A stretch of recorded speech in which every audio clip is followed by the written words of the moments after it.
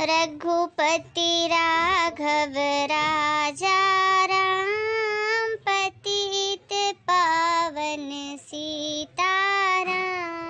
ईश्वर अल्लाह तेरो नाम, सबको सन्मति दे भगवान। ईश्वर अल्लाह तेरो नाम, सबको सन्मति दे भगवान। रघुपति राघव राजा राम, पतित पावन सीताराम।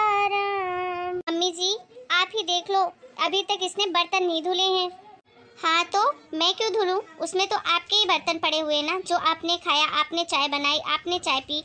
मैं क्यों धोऊं बर्तन? अपने बर्तन आपको ही धोने पड़ेंगे, मैं नहीं धोने वाली। मम्मी जी उसमें सिर्फ मेरे 1-2 बर्तन ही हैं, बाकी बर्तन तो सारे घर के ही हैं खाने के। और वैसे भी मेरी ड्यूटी आपने खाना बनाने की लगाई है, तो मैं जब सबके लिए खाना बनाती हूँ तो ये मेरे बर्तन क्यों नहीं धोएगी? हाँ तो मत बनाना खाना, मैं बना लूंगी अपने पति और बच्चों के लिए, लेकिन मैं किसी के जूठे बर्तन नहीं धोऊंगी आज से इस घर में। देखा मम्मी जी कैसे लड़ाई कर रही है घर में।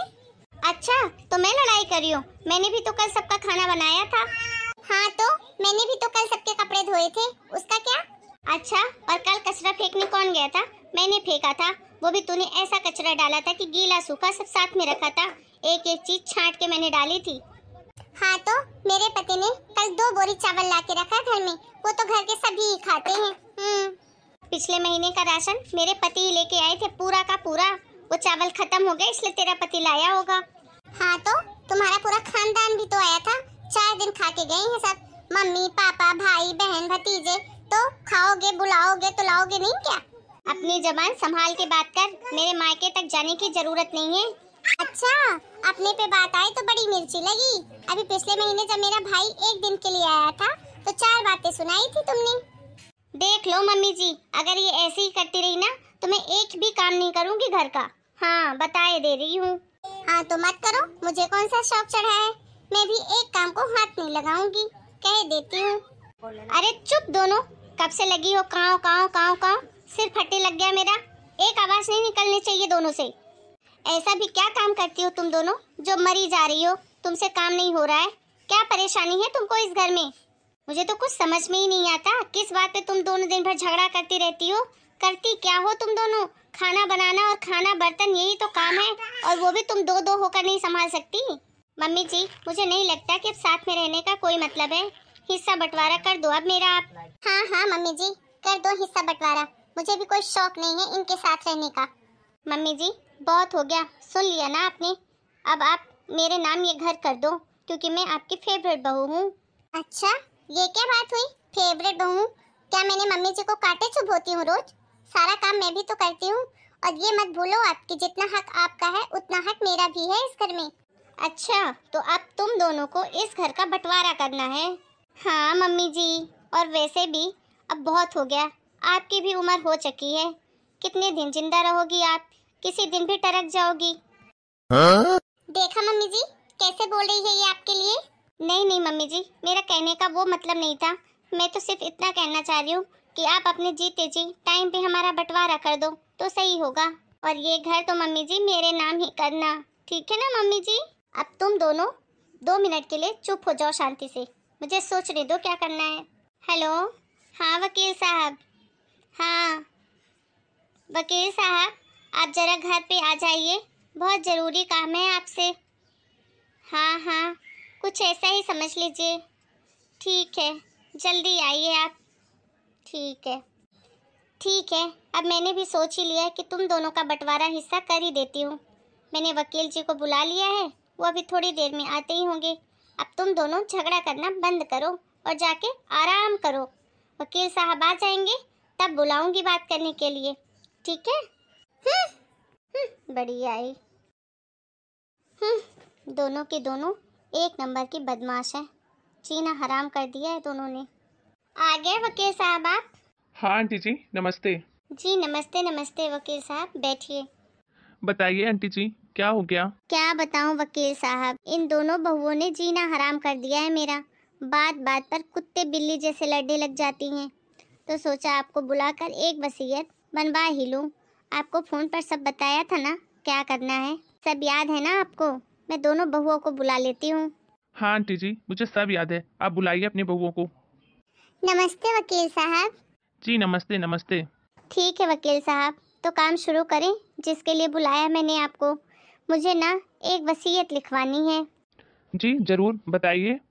वकील साहब, ये घर मेरे नाम है अभी, तो इस घर की मालकिन मैं हुई, इसीलिए आज की वसीयत मैं ही लिखवाऊंगी, वो भी अपनी मर्जी से, बिना किसी से पूछे हुए। दिक्कत ये है वकील साहब कि आजकल ये मेरी दोनों बहुएं बहुत लड़ाई करती हैं, छोटी छोटी बात पे झगड़ा करती रहती हैं। बोलती हैं दोनों हमको साथ में नहीं रहना है, हमारा हिस्सा बंटवारा कर दो। बहुत परेशान कर दिया इन दोनों ने।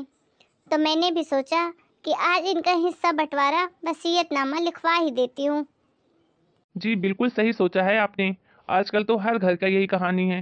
रोज दिन भर के 50 फोन आते हैं कि मेरी बहू हिस्सा बंटवारा कर रही है, मेरा बहू हिस्सा बंटवारा कर रही है। मैं खुद तंग आ गया हूँ ये काम कर करके। तो वकील साहब, मेरे सारे पॉइंट मैं आपको बता देता हूँ, आप मेरी वसीयत वैसे बना के दे देना मुझे। सबसे पहला पॉइंट आप लिखो कि जब तक मैं और मेरे पति दोनों ही जिंदा हैं, तब तक हमारे इस घर में हम दोनों ही रहेंगे। कोई भी चाह कर भी हमें इस घर से नहीं निकाल सकता, और इस घर पर मालिकाना हक भी हम दोनों का ही होगा। और अगर किसी को इस घर में नहीं रहना है तो बिल्कुल बेधड़क बेझिझक इस घर से जा सकता है। और दूसरे नंबर पे आप ये लिखो कि अगर ये दोनों बहुएं मुझे खाना बनाकर सारे काम कर कर नहीं देती तो इन्हें मेरी या मेरे पति की जायदाद में से फूटी कौड़ी नहीं मिलेगी। हैं मम्मी जी, क्या कर रही हो आप? बिल्कुल सही कह रही हैं आंटी जी आप। दो दो बहुओं के होते हुए और आपको खाना नहीं दें, ये तो बहुत गलत बात है। खाना पीना तो आपको देना ही पड़ेगा इन दोनों को। और तीसरी बात ये लिखो कि इस घर में मैं रहूं या ना रहूं, इस घर पे रहेंगे तो दोनों बेटे साथ पे रहेंगे, कोई भी एक बेटा इस घर में नहीं रह सकता। और अगर मेरे दोनों बेटे साथ में नहीं रहना चाहें एक दूसरे के साथ, तो आप मेरा ये मकान अनाथ आश्रम वालों को दान कर सकते हो। देखिए वकील साहब, जब तक हम जिंदा हैं तब तक तो हम रहेंगे ही इस घर में, और हमारे मरने के बाद अगर हमारे दोनों बेटे प्रेम पूर्वक साथ में इस घर में रहना चाहें तो बहुत अच्छी बात है, और अगर नहीं रहना चाहें तो हमारे दोनों बेटों को धक्के मार कर इस घर से बाहर निकाल देना, और हमारा ये घर अनाथ आश्रम के बच्चों को दान कर देना। और हाँ, साथ में आप ये भी लिखो कि अगर ये दोनों बहुएं हमारी लड़ेंगी आपस में तो इन दोनों को हमारे इस घर, हमारी जायदाद में से एक फूटी कौड़ी भी नहीं मिलेगी। और अगर ये दोनों प्रेम पूर्वक साथ में इस घर में रहती हैं तो दोनों का बराबर हक है। और ये उसमें क्लियर लिखिएगा कि मेरा ये घर, मेरी पूरी प्रॉपर्टी किसी भी मेरे एक बेटा या बहू के नाम नहीं होगी। रहना है तो साथ में रहना होगा, और नहीं तो पूरी तरीके से छोड़ना होगा। और अगर ये मेरी दोनों बहुएं ऐसे ही लड़ाई करेंगी, साथ में खुशी खुशी नहीं रहेंगी, तो इन दोनों को इस घर से बाहर निकाल देना है। जब तक मेरे पति और मैं जिंदा हैं तब तक तो कोई बात ही नहीं है, और मेरे मरने के बाद या मेरे पति के मरने के बाद ये जिम्मेदारी आपकी होगी, या आपके बाद जो भी वकील हमारी प्रॉपर्टी देखेंगे उनकी होगी, कि वो हर 3 महीने में यहाँ आकर चेक करें कि ये दोनों बहुएं और मेरे दोनों बेटे साथ साथ खुशी खुशी रह रहे हैं या नहीं। और अगर नहीं रह रहे हैं तो उनको उसी समय इस घर से बाहर निकाल दो, और मेरा ये घर अनाथ आश्रम में दान दे दो। ठीक है आंटी जी, आपके कहे अनुसार आपकी वसीयत तैयार करके आपको कॉपी भेज दी जाएगी। और मेरा ये वादा है कि हर 3 महीने में आपके यहाँ पर आकर सारी चीज़ें चेक की जाएंगी। और कभी भी हमको ऐसा लगा कि इन दोनों में झगड़ा चल रहा है या आपके दोनों बेटों में झगड़ा चल रहा है, तो उन सबको उसी समय घर से बाहर निकाल कर आपका ये घर मैं अनाथ आश्रम को दान में दे दूंगा। सही कह रहा हूँ ना मैं? यही वसीयत बनानी है ना? हाँ हाँ वकील साहब, बिल्कुल सही कह रहे हैं आप। मुझे तो ऐसा दिख रहा है कि आपकी दोनों बहुएं अभी फिर से झगड़ा करने वाली हैं।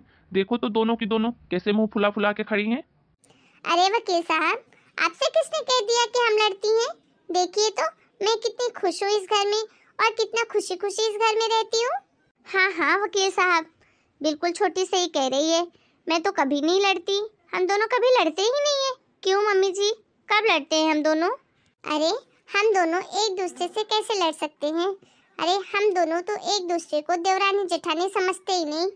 क्या मतलब है? अरे वकील साहब, मतलब ये है कि हम दोनों देवरानी जेठानी सगी बहनों से भी ज्यादा प्यार से रहती हैं। हम दोनों एक दूसरे को बहनें समझती हैं। तो ठीक है वकील साहब, अभी तो ये दोनों नहीं लड़ रही हैं, दोनों अच्छे से खुशी खुशी रह रही हैं, सब काम भी कर लेंगी ये खुशी खुशी। और अगर इन दोनों में फिर से झगड़ा हुआ तो मैं आपको फ़ोन लगा दूंगी उसी टाइम, तब आप वसीयत लेकर आ जाना।